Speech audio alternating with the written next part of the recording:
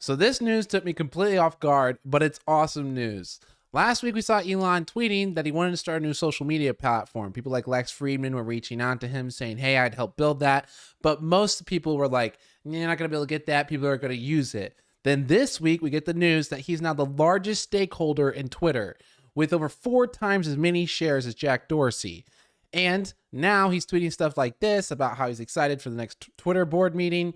As we all know, he's a huge free speech advocate, and so this could mean big changes for Twitter in the future.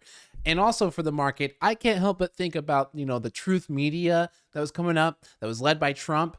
Shortly after this news comes out, a bunch of key executives over at that company suddenly leave. Is it connected?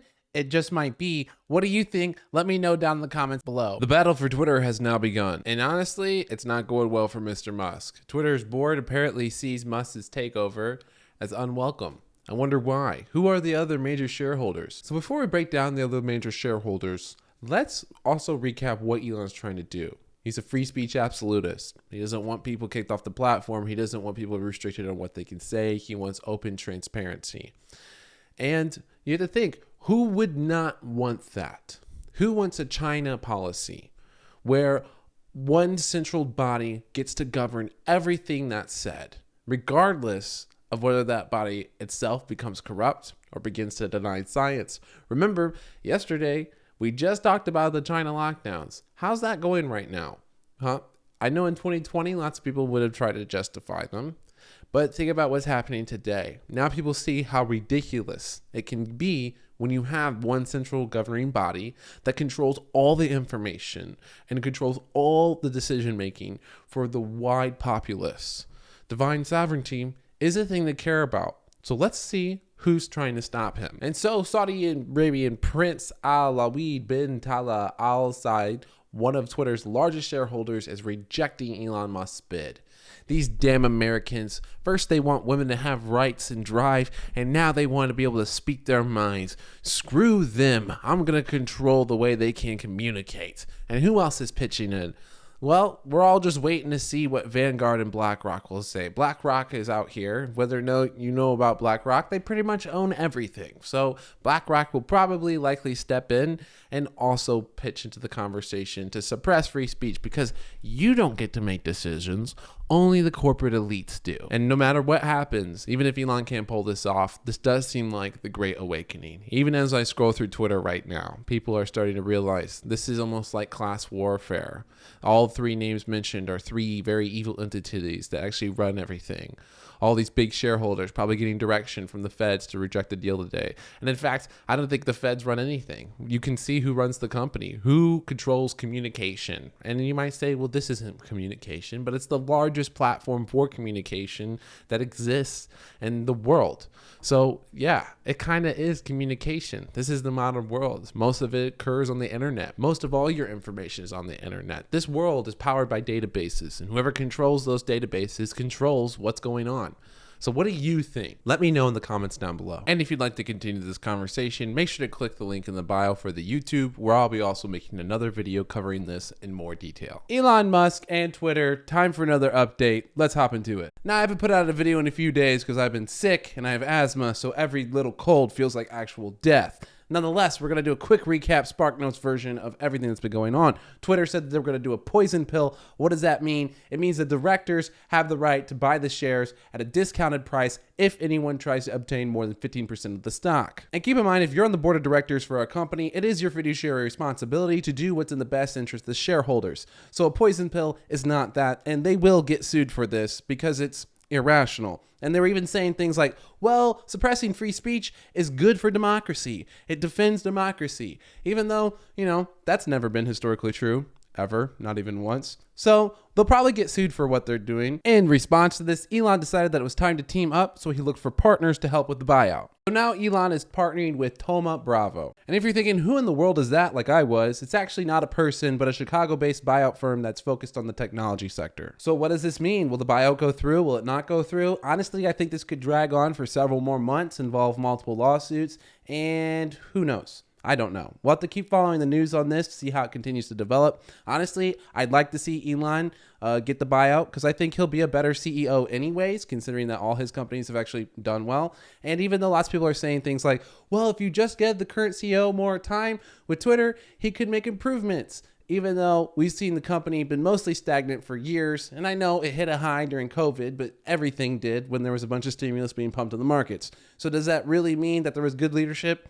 Not likely. And Elon said that he would get rid of all the bots, and there's 8 billion bots removed off the social medias every year, so I think that'd be great. And as always, please leave a comment down below on what you think. I read them all, and I truly want to know. I'm just one guy sitting in an office, and it gets kind of lonely, so please leave a comment. And hit that follow button. Join the community. We're almost 5,000 strong. Maybe join the Discord so you can be part of the cult. I mean community, where we all talk about what's going on in the markets and in the news and in the world around us. Well, it finally happened. Elon bought Twitter. So before we break down all the boring market stuff, here's some exclusive footage of him firing all the employees he doesn't like.